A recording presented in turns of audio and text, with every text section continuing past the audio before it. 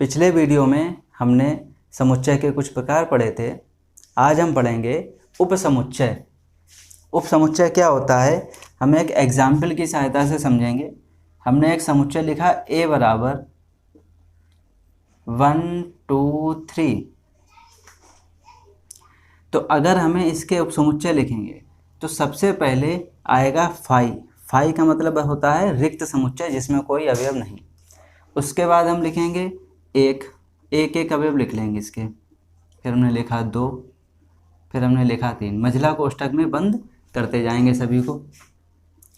फिर अब एक अवयव लिख लिया, अब दो अवयव लिखेंगे। तो 1, 2 लिखा पहले हमने, फिर हम लिखेंगे 2, 3, फिर अगला लिख दिया हमने 3, 1 या 1, 3 कर दो।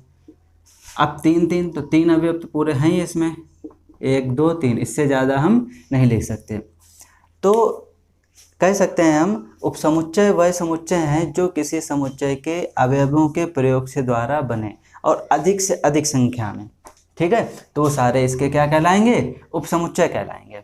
फाई प्रत्येक समुच्चय का उपसमुच्चय होता है। ये इसके बराबर ही आ गया, तो ये इसके बराबर भी आ रहा है और इसका उपसमुच्चय भी कहलाएगा। अगर हमें निकालना है उपसमुच्चयों की संख्या, उपसमुच्चयों की संख्या, तो उपसमुच्चयों की संख्या बराबर सूत्र होता है, ध्यान रखना हमें, 2 की पावर n।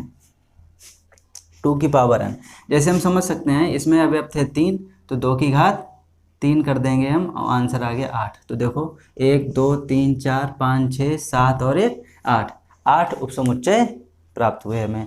अगर जैसे ये 3 संख्याएं थी, हमने आसानी से लिख लिया। बड़ी संख्या हो, मान लो किसी में 10 अवयव हैं, 8 अवयव हैं, 15 अवयव हैं, तो हम 2 की पावर n की सहायता से हम ये अवयव उपसमुच्चयों की संख्या ज्ञात कर सकते हैं। अब बात करते हैं उचित उपसमुच्चयों की संख्या।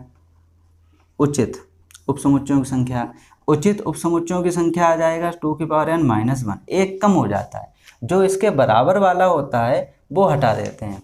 तो ये सारे जो बचेंगे वो दो उचित उपसमुच्चय, और जो इसके बराबर वाला है वो कैसा होगा, उचित उपसमुच्चय नहीं होगा। और इसको अगर शामिल कर लेंगे तो सारे उपसमुच्चय 2 की पावर n और उचित उपसमुच्चय, तो एक कम कर देंगे, -1 का लगा देंगे। ठीक है, अगला जो है, इसके बाद में अगर हम इसको कहें कि किससे प्रदर्शित करते हैं, तो उपसमुच्चय का साइन होता है ये। ठीक, अगर ये सारे मान लो इसमें से कोई अवयव हम कोई समुच्चय हम b मान लेते हैं, तो हम कहेंगे b जो है a का उपसमुच्चय है। और अगर ये सभी की बात करें तो ये वाला साइन लग जाएगा, क्योंकि इसमें एक उपसमुच्चय ऐसा आ रहा है जिसके बराबर है, तो हम ये साइन लगा सकते हैं। और अगर ये बराबर वाला नहीं लेंगे तो हम b उपसमुच्चय a इस तरीके से साइन लगाएंगे। ध्यान रहे, उपसमुच्चय वो है जिसके सारे अवयव a में उपस्थित हों। ठीक, इसके बाद हम बात करते हैं घात समुच्चय की। घात समुच्चय क्या है? घात समुच्चय के लिए सबसे पहले जो हमें समुच्चय दे रखा है उसके सारे उपसमुच्चय, जैसे हमने कहा यही एग्जाम्पल ले लेते हैं। ये एक समुच्चय है, इसके हमें घात समुच्चय निकालना है। तो घात समुच्चय को हम प्रदर्शित करते हैं PA, power set of A। ठीक, तो हमने क्या किया, सारे इसके उपसमुच्चय लिख लिए और इन सभी को एक मझला कोष्ठक में बंद कर दिया, तो ये हमें प्राप्त हुआ इसका घात समुच्चय। तो घात समुच्चय क्या है, उपसमुच्चयों से बना समुच्चय घात समुच्चय कहलाता है। ठीक है, इसके बाद अगला है सार्वत्रिक समुच्चय। सार्वत्रिक समुच्चय, इसको जो है हम U से प्रदर्शित करते हैं, यूनिवर्सल सेट। यूनिवर्सल सेट ये क्या है समझो, जैसे एक हमने समुच्चय लिया a बराबर सभी विषम संख्याओं का समुच्चय, 1 3 5 7 9 डैश डैश डैश, ये सभी विषम संख्याएं ले ली। b बराबर हमने लिखा सभी सम संख्याओं का समुच्चय, 2 4 6 8 10 डैश डैश डैश।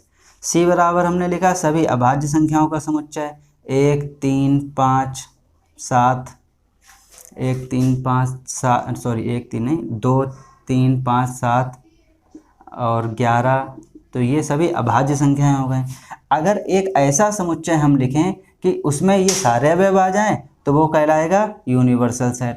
तो U बराबर हम लिख सकते हैं सभी प्राकृतिक संख्याएं, 1 2 3 4 5, इसमें हमने लिख दिया सभी प्राकृतिक संख्याओं का समुच्चय।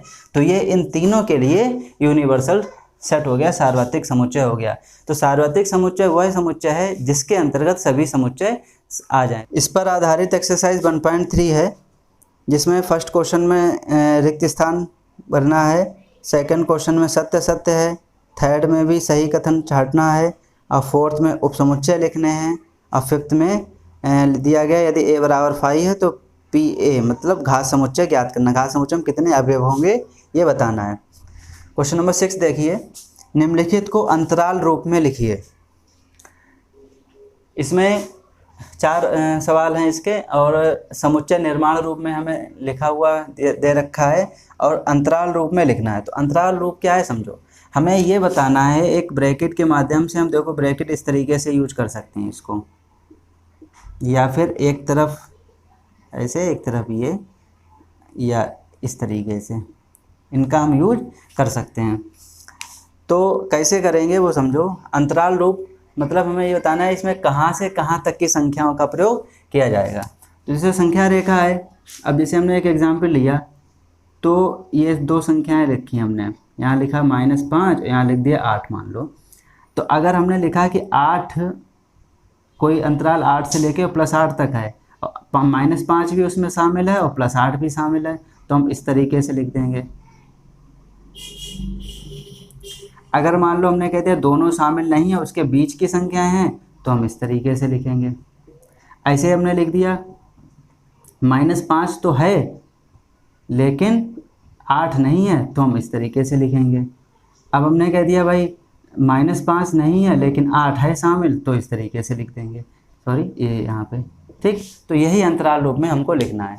तो देखो जैसे इसमें लिखा हुआ है कि x such that x epsilon r, -4 less than x less than and is equal to 6। तो इसका मतलब क्या है, x का मान जो है वो 4 से तो बड़ा है लेकिन बराबर नहीं है, तो हम -4 लिखेंगे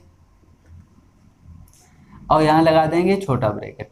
और यहाँ लिखा है 6 से x का मान छोटा या बराबर है, तो बराबर की कंडीशन में हम 6 लिख के और ये ब्रैकेट लगा देंगे। ये हो गया आंसर।